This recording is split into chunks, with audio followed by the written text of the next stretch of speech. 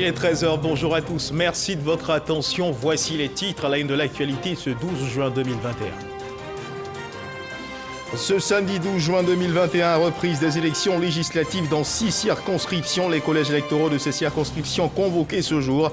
Avec nos reporters, nous irons à Jacquesville, à Séguéla, à Guéyo, à Gambérébi, à Walinou, à Touba dans le briefing, puis les échos de ce jour de vote. Tout se passe dans le calme et dans la sérénité. Le président Alassane Ouattara a reçu le ministre gambien des Affaires étrangères et des Gambiens de l'étranger, le docteur Mamadou Tangara. Le renforcement de la coopération entre la Côte d'Ivoire et la Gambie était au menu de leurs échanges. Nous retrouverons Awa Touré pour le point de cette audience.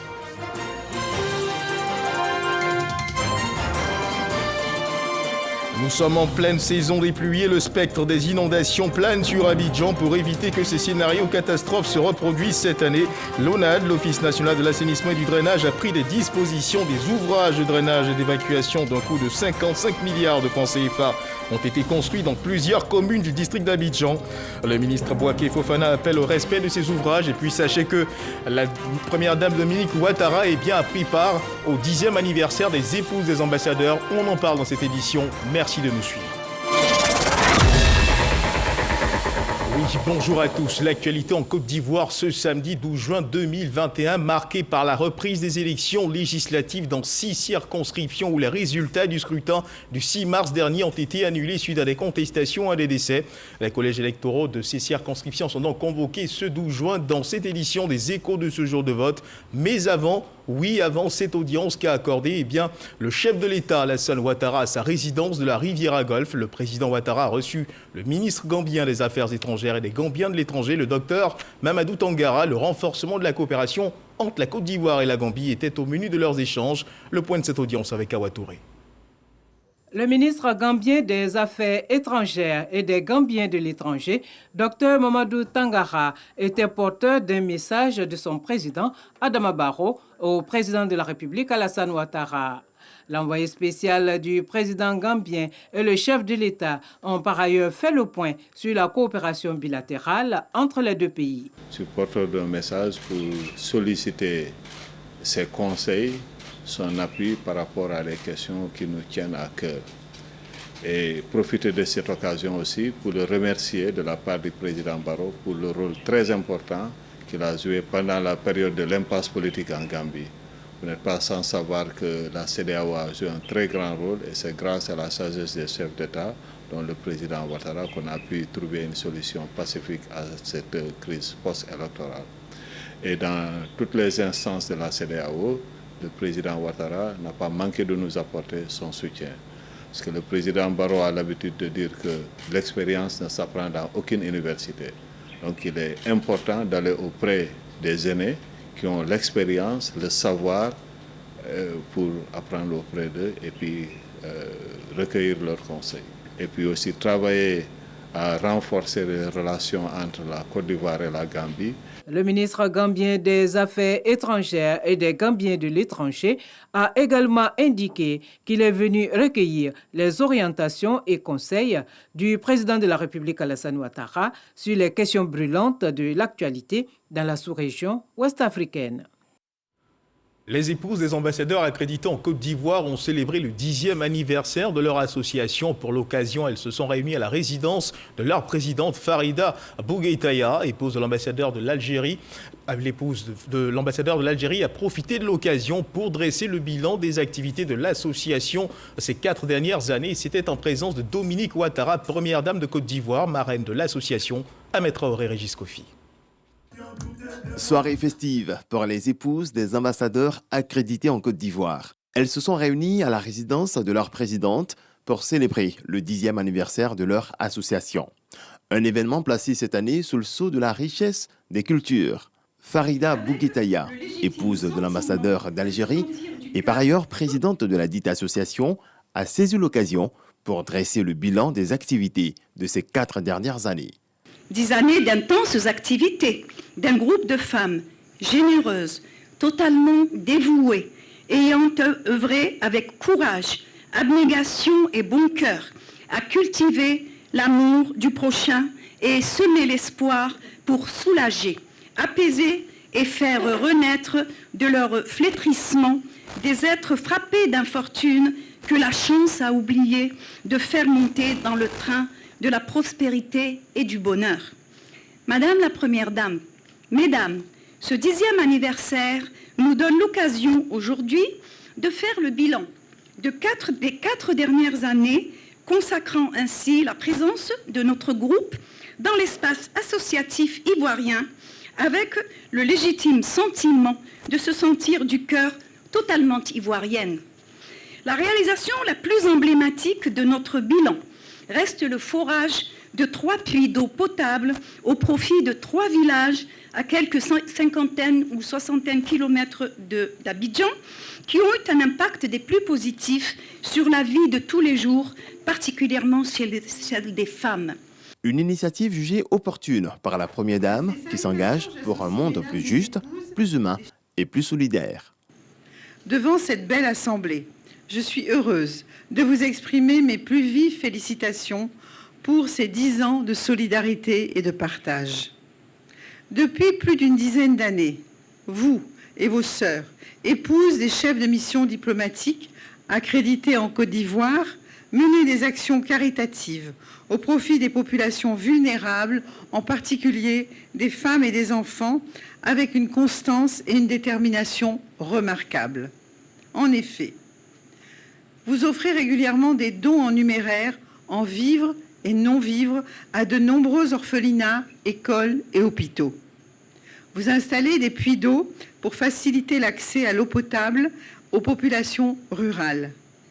Vous organisez des campagnes de vaccination telles que les campagnes contre la pneumonie qui sauvent la vie de nos enfants.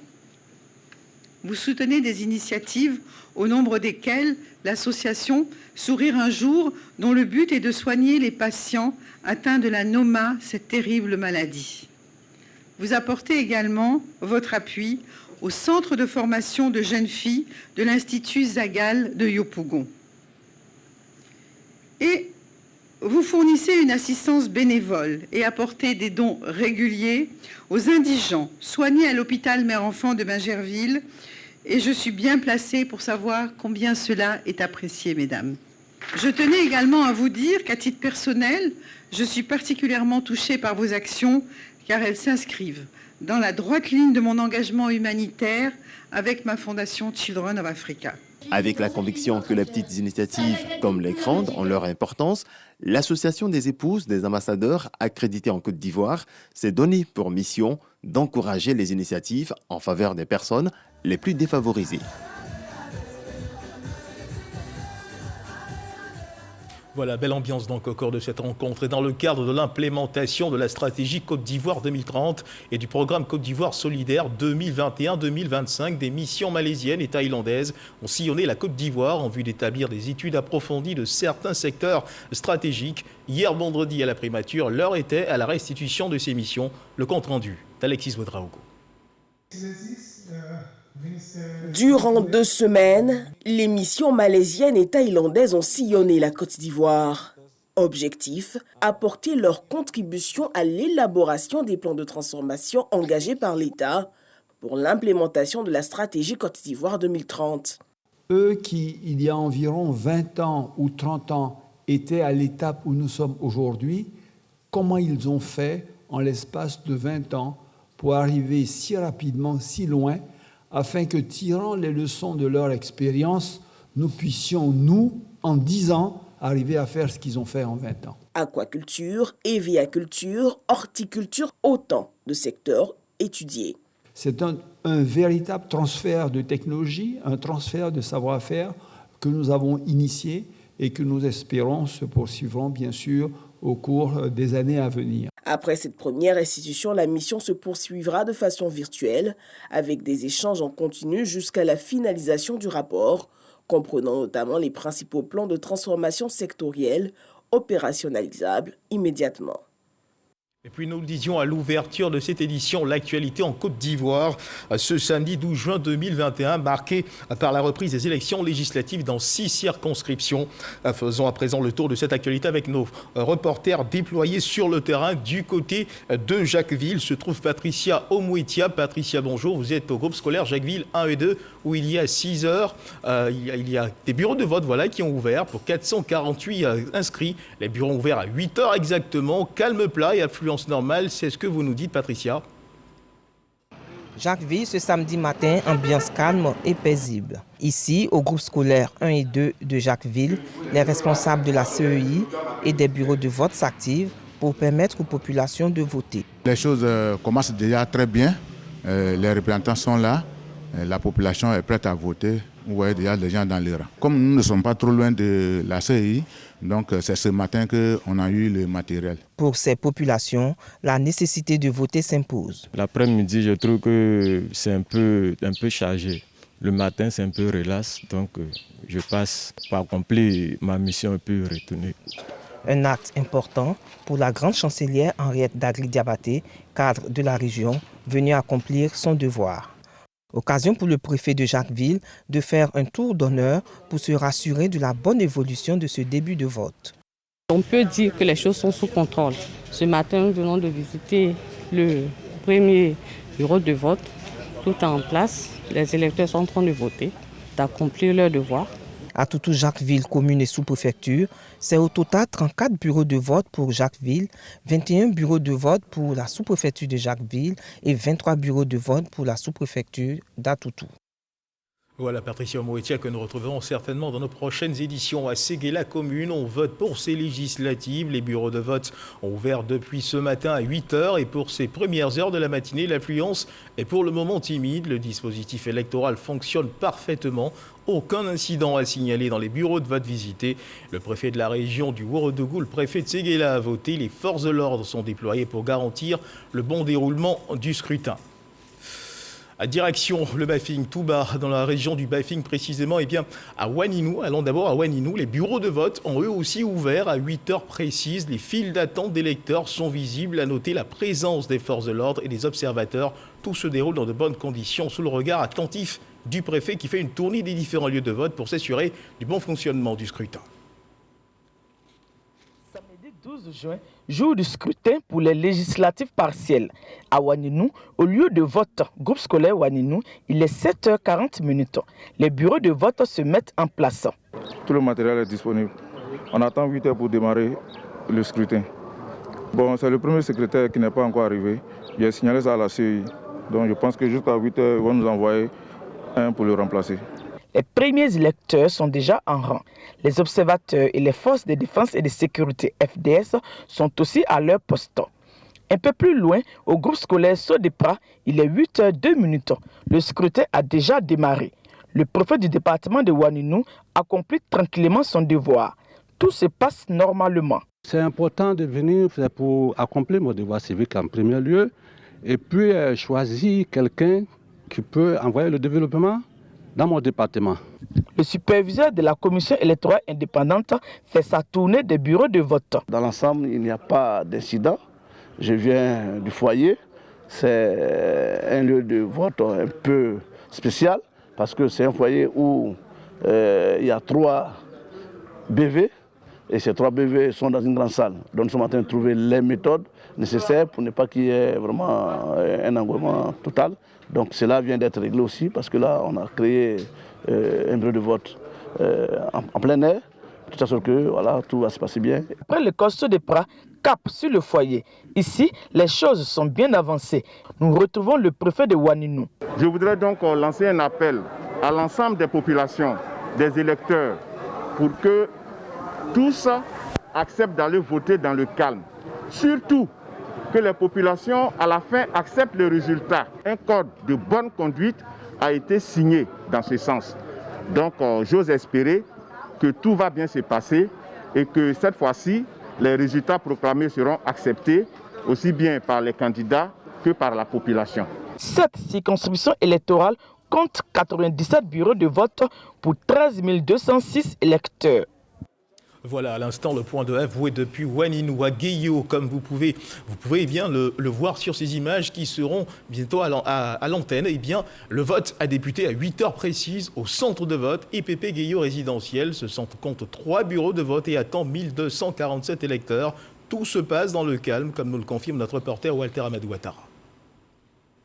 Législative 2021, élection partielle des députés à l'Assemblée nationale. Scrutin du 12 juin 2021. Centre de vote IPP Gueyo résidentiel. Il est 7h15.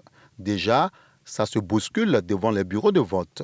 En attendant l'heure d'ouverture réglementaire prévue pour 8 heures, le superviseur de la CEI s'assure de la disponibilité du matériel de vote et de la présence de tout le personnel. Dans ce lieu de vote, les 3 bureaux de vote sont déjà ouverts. Le matériel est en train d'être mis en place. Tout le déploiement s'est fait hier soir pour les lieux les plus éloignés. Et tout à l'heure, lorsque j'ai sillonné un peu à 11 km d'ici, les agents sont déjà en place et ils attendent donc les populations. J'ai demandé aux électeurs de rester calmes et de voter dans la paix. Parce que nous sommes là pour cette activité aujourd'hui. Donc nous voulons avoir des résultats dans un climat vraiment apaisé. Donc faire des élections sans violence. René Digo, chef de terre de Gueyo, et Fatouma Zengue, cultivatrice, sont à la tête de la file d'attente de leurs bureaux de vote respectifs. Je suis venu ici à 6h30. Je suis venu ici parce que je suis sur des terres de Gueyo complet. Mais toujours j'ai le droit de venir vite pour connaître, pour ouvrir la vote de Gueyo. Je suis venu voter avant de partir au champ. 12 km. Bon, si je m'en vais matin, je peux venir le soir vers les 16h. Voilà pourquoi je dois voter avant de partir. Au bureau de vote numéro 1, Dame Djeli Nyadri vient de s'acquitter de son devoir civique.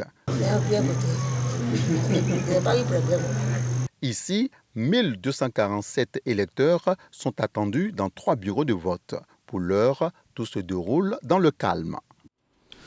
Voilà, des électeurs sortis très tôt ce matin pour voter à Gueyo, à Grand-Bérébi. Le vote a démarré à 8h. 23 602 électeurs répartis dans 60 lieux de vote sont appelés à accomplir leur devoir civique dans les 83 bureaux de vote. Comme sur ces images au groupe scolaire Bérébi 1 et 2, les premiers électeurs votent dans le calme. On note la présence de la superviseuse de la CEI, du corps préfectoral, des forces de sécurité et des observateurs. Sam Conan. Grand-Bérébi, groupe scolaire 2 et 4. Il est 7h. Le matériel électoral vient d'arriver. Les agents des bureaux de vote sont à la tâche pour être prêts à 8h. Le matériel est effectivement arrivé à 7h et nous sommes en train de prendre les dispositions pour que nous puissions démarrer vraiment à temps. Le matériel, vraiment, il est au complet. On a pu vérifier jusque-là. Devant le bureau de vote numéro 1, attendent les premiers électeurs venus un peu plus tôt. Je suis là très tôt pour accomplir mon devoir civique. Après le vote, j'ai d'autres courses à faire. Je vois bien que ce n'est pas encore prêt, mais j'attends. Les forces de défense et de sécurité et les observateurs sont aussi présents. Au groupe scolaire 1 et 3, un autre lieu de vote, la superviseuse de la CEI et le corps préfectoral s'assurent que tout est fin prêt. 8h, début du vote. Les premiers électeurs accomplissent leur devoir des citoyens. J'ai réussi à voter pour mon candidat. Mais je veux que tout le monde fasse comme moi. Il est important de voter parce que c'est nos choix qui seront respectés à la fin. Je viens de voter mon candidat. J'espère que les élections se passent bien, dans la paix, la gaieté. Dans l'ensemble, tout se déroule bien. Le vote a débuté à 8h avec une affluence relative. Les populations sont là pour venir choisir leurs députés. Tout est calme. Je pense que c'est dû aux sensibilisations de la commission électorale, du corps préfectoral et toutes les populations. En tout cas, tout est réuni pour que les élections se passent dans de bonnes conditions. 23 602 électeurs répartis dans 60 lieux de vote sont appelés à accomplir leur devoir civique dans les 83 bureaux de vote qui ferment à 18h. Un climat apaisé pour ces élections, c'est ce que veut un artiste comédien pour Grand Bérébi. Il est ambassadeur libre ensemble de l'OIF, l'Organisation internationale de la francophonie. Son nom, Kouya Nyepa, connu sous le pseudonyme de Guy de Fer, à l'aide d'un mégaphone, il sillonne les rues de Grand Bérébi pour appeler à un scrutin apaisé, surtout au respect du verdict des urnes. On retrouve Sam Conan, notre reporter. Guy de Fer en plein marché de Grand Bérébi, mégaphone à la bouche. L'ambassadeur libre ensemble de l'Organisation internationale de la francophonie sensibilise les populations pour des élections apaisées. Celui qui est élu, il est élu. Celui qui n'est pas élu, il n'est pas élu. À la gare routière de Grand Bérébi, l'homme de paix échange avec les transporteurs. Sortez massivement pour aller voter. Ensuite, avec les jeunes. Enfin, le fils de Grand Bérébi est allé rencontrer le chef d'État, à qui il a demandé de s'impliquer davantage avec toute la chefferie pour des élections apaisées. Je suis venu dire à mes parents qu'on a besoin d'un développement. On n'a pas besoin de violence. Aujourd'hui, un autre candidat qui a envoyé des cars aller chercher ses militants pour envoyer. Les autres militants sont montés dans ces mêmes cars-là, ils sont venus tous ensemble. Mais c'est un acte symbolique très fort. Et nous devons exhorter tout le monde de sortir massivement. Personne ne peut empêcher l'autre d'aller voter. Chacun peut choisir n'importe quel député qu'il veut, mais dans la paix et dans la tranquillité, sans violence. Les populations de Grand Bérébi, tout en saluant cette initiative, s'engagent à maintenir ce climat de paix pendant et après le scrutin. On va dire à nos enfants, ils vont aller où il y a palabre, même si d'autres parlent, tu ne votes pas, va rester chez toi. On veut la paix. Chaque population a compris, il n'y aura pas palabre. Le résultat qui va sortir, c'est vrai, on accepte. Il n'y aura pas aucun qui va s'opposer contre ça. Nous nous inscrivons dans la droite ligne des propos de M. l'ambassadeur Guy de Fer. À Grand Bérébi, nous avons toujours vécu en harmonie avec les populations autochtones et tout ce que nous transportons. Nous pensons qu'aujourd'hui, les élections doivent se dérouler dans la paix et dans l'harmonie et dans la solidarité. 4 candidats sont en liste pour le seul siège de la circonscription du Grand Bérébi-Dogbo. Les 23 602 électeurs sont donc invités à choisir l'un d'entre eux dans la paix. Voilà l'artiste Guy de Fer qui contribue à sa façon à la cohésion sociale dans cette localité. Voilà ce que l'on pouvait dire au chapitre de cette élection législative pour ce samedi 12 juin. Aujourd'hui, samedi 12 juin, c'est la journée mondiale contre le travail des enfants. Le thème retenu pour cette célébration en Côte d'Ivoire, c'est « Agissons maintenant pour mettre fin au travail des enfants ». La déclaration du gouvernement a été lue par le ministre de l'Emploi et de la Protection sociale. Il était au micro de Michel Mambo.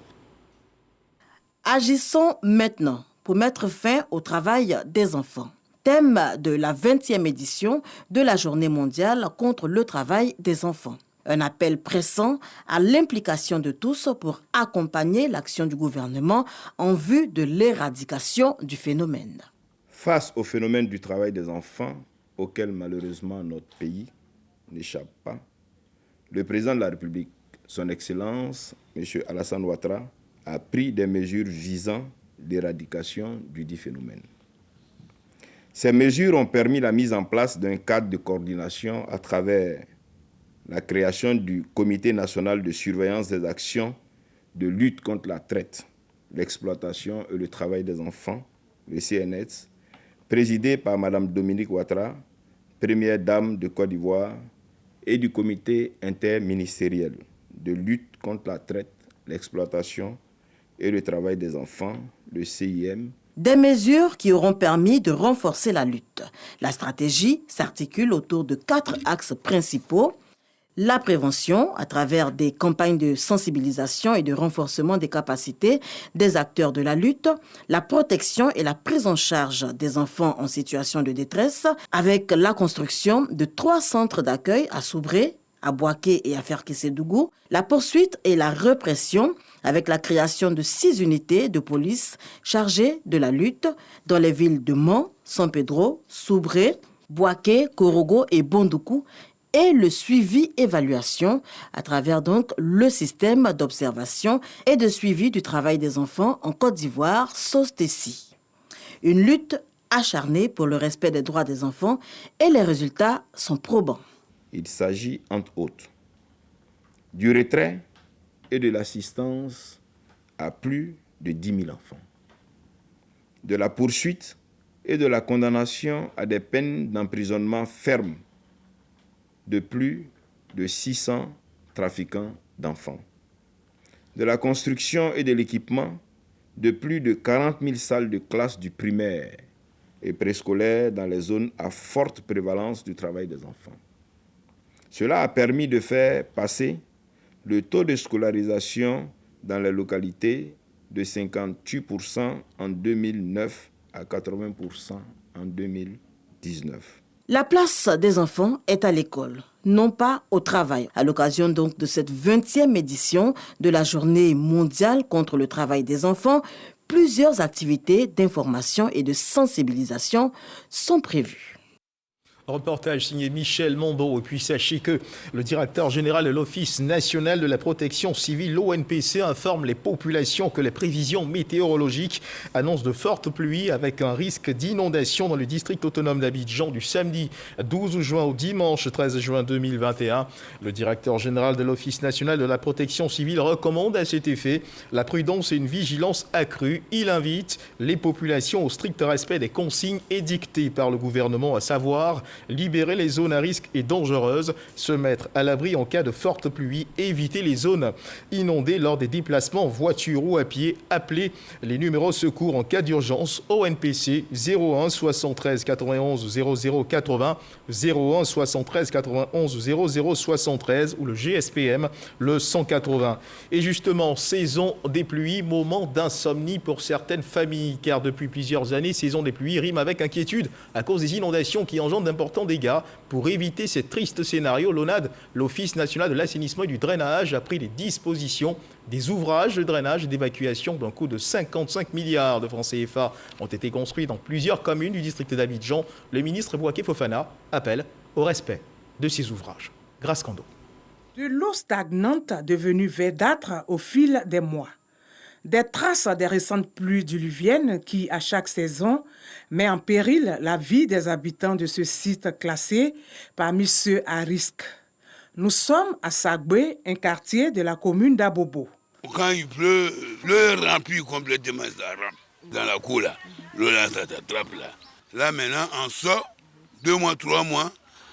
Dans 3 mois, après maintenant, on vient un peu pour venir rentrer. Sagbé, PK18, Yopougon ou encore la Riviera, plusieurs quartiers du district d'Abidjan, visités par la montée des eaux à chaque grande saison des pluies. Celle de cette année, eh bien, nous y sommes. Et cela depuis le mois d'avril. Des précipitations plus intenses pour le mois de juin et progressivement, les précipitations vont diminuer. Ces fortes précipitations peuvent provoquer par endroits des risques d'inondation.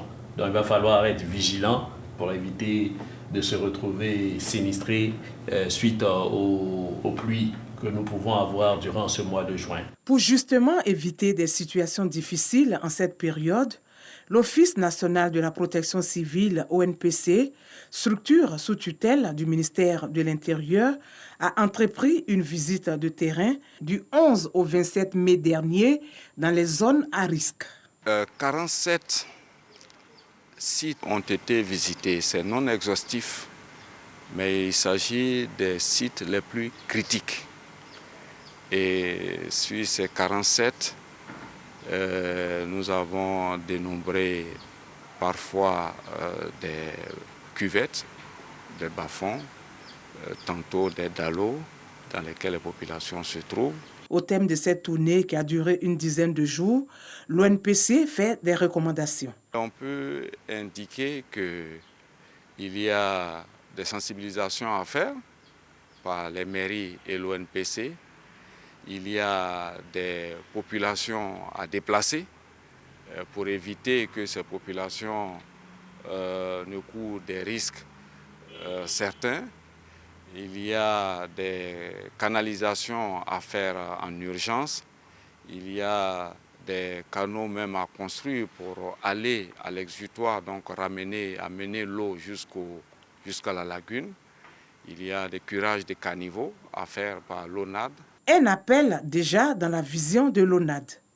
L'Office national de l'assainissement et du drainage prend des dispositions en cette saison des pluies.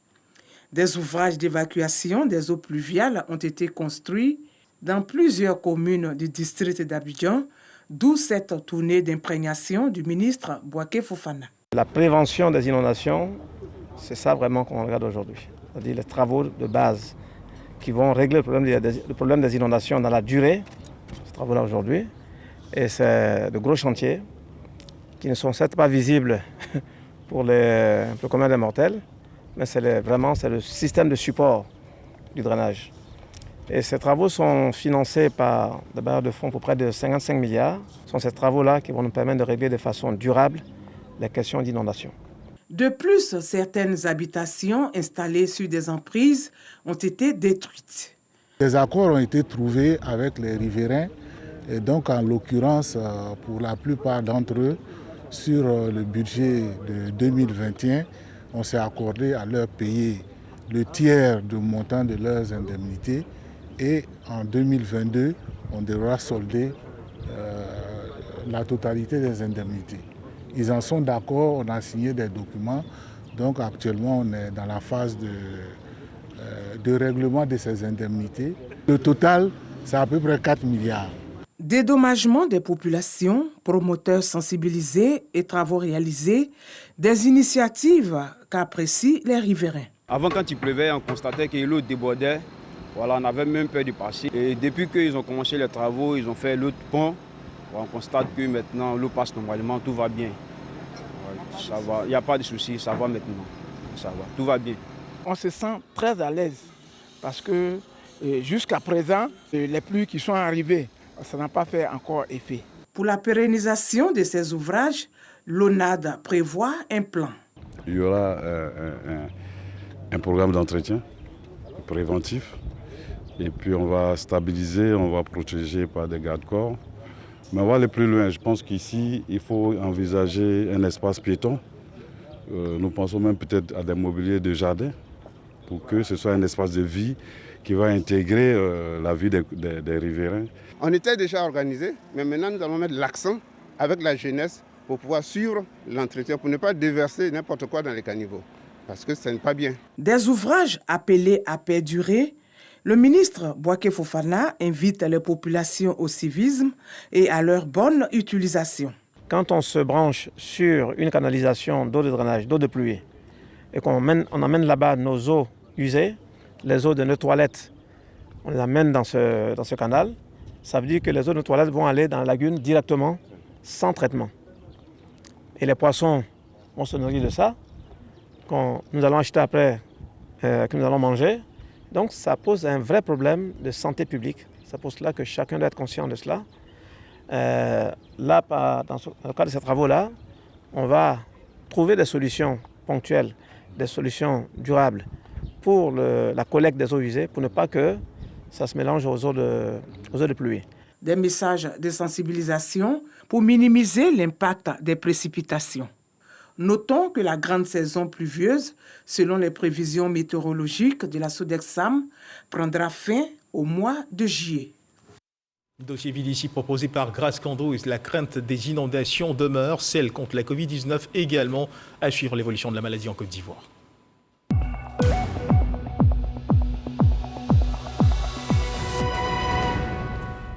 Le ministère de la Santé, de l'Hygiène publique et de la couverture maladie universelle a enregistré hier vendredi 11 juin 2021 33 nouveaux cas de Covid-19 sur 1938 échantillons prélevés, soit 1,7% de cas positifs, 43 guéris et 0 décès. À la date du 11 juin 2021, la Côte d'Ivoire compte donc 47 638 cas confirmés, dont 47 135 personnes guéries, 306 décès et 197 cas actifs.